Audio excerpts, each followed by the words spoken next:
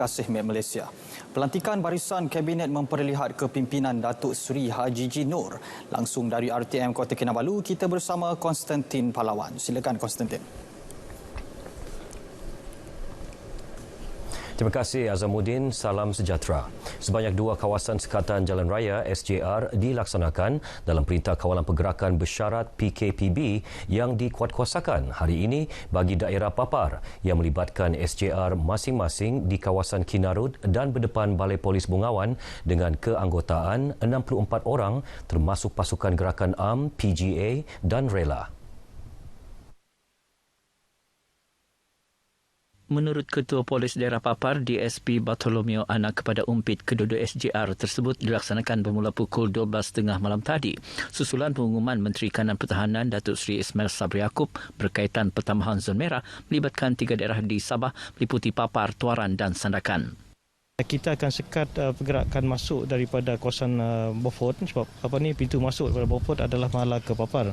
So kita akan sekat di Bungawan dan kedua kita akan buat satu lagi sekatan di kawasan Kinarud. Kawasan Kinarud ni kita akan sekat kemasukan akan ke kawasan Penampang.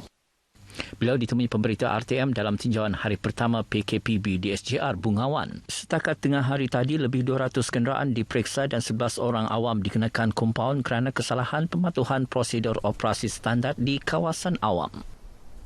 Majlis Angkat Sumpah Ahli Dewan Undangan Negeri Sabah berlangsung sebentar tadi di Dewan Undangan Negeri Kota Kinabalu. Untuk laporan lanjut, kita terus saja bersama wartawan Mazrona Kalinggalan yang berada di sana. Mazrona, teruskan laporannya. Baik, terima kasih. Majlis baru saja selesai. Majlis kali ini diadakan dengan penuh ringkas dalam suasana norma baharu dengan mematuhi SOP yang telah ditetapkan. Majlis Angkat Sumpah disempurnakan di hadapan Speaker Dewan Undangan Negeri Datuk Kazim M. Yahya.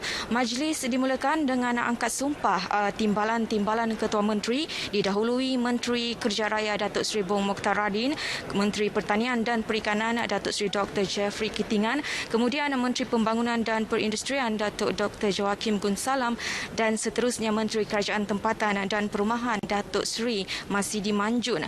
Angkat sumpah juga seterusnya diikuti oleh 18 pembantu menteri sebelum beralih kepada adun-adun yang lain yang dimulakan dengan mantan Ketua Menteri yang juga adun senalang Datuk Seri Panglima Muhammad Syafiq Abdal. Turut mengangkat sumpah sebentar tadi adalah adun-adun yang dilantik. Bagaimanapun dalam majlis angkat sumpah pada petang ini kami difahamkan Ketua Menteri Datuk Seri Haji G. Noor tidak dapat menghadirkan diri kerana beliau kini sedang menjalani kuarantin kendiri secara sukarela selama 14 hari. Buat makluman anda juga, semalam telah berlangsung majlis angkat sumpah Kabinet Baharu Negeri menyaksikan 5 ahli jemaah menteri dan 18 pembantu menteri mengangkat sumpah di hadapan Tuan Yang terutama yang di-Pertuan Negeri Sabah Tun Johar Datuk Mahiruddin di Istana Negeri. Baik, itu laporan saya dari Dewan Undangan Negeri ini. Kita teruskan bersama rakan di studio. Silakan. Terima kasih Mazrona. Pelantikan anggota Kabinet Negeri Sabah Baharu memperlihatkan kepimpinan Ketua Menteri Datuk Seri Panglima Haji G. Noor yang adil dan saksama. Penyelidik Borneo Geopolitics and Electoral Studies GeoPES Universiti Malaysia Sabah UMS Dr. Syarudin Awang Ahmad berkata, agihan jawatan sama ada bagi jawatan menteri penuh mahupun pembantu menteri adalah cerminan hak sama rata kepada semua parti yang menyumbang kepada kemenangan Gabungan Rakyat Sabah GRS dalam pilihan raya umum Dewan Undangan Negeri PRU Dun Sabah ke-16 lalu.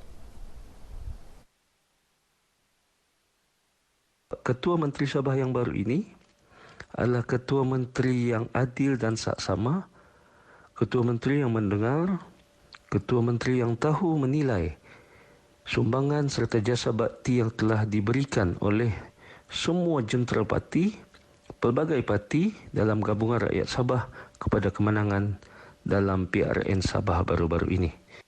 Mengulas pelantikan Datuk Seri Panglima Yong Teck Lee sebagai ADUN dilantik, Dr. Shahruddin berkata ia sesuatu yang tidak dijangka, namun dari sudut positif ia menggambarkan kemahuan kerajaan baharu untuk melihat adanya suara yang mewakili masyarakat Cina di negeri ini.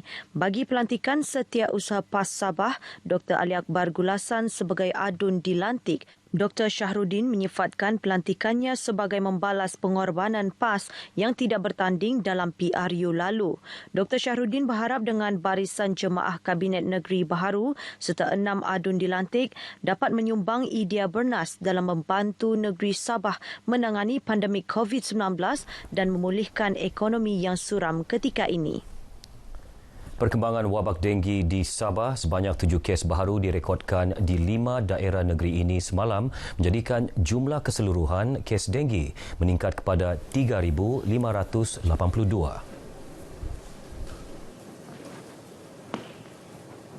Daripada 7 kes baharu itu, 2 kes masing-masing direkodkan di Kota Kinabalu, Sandakan, manakala 1 kes baharu masing-masing di Sempurna, Lahadatu dan Tenom. Jumlah lokaliti wabak aktif denggi kekal 7 iaitu 4 di Tawau, Kota Kinabalu 2 dan Lahadatu 1 lokaliti. Sementara itu, pencapaian kempen imunisasi polio Sabah bagi BOPV dos 1 ialah 97.8%, melibatkan 834,359 kanak-kanak, sementara BOPV dos 2 sebanyak 95.1%, melibatkan 811,058 kanak-kanak.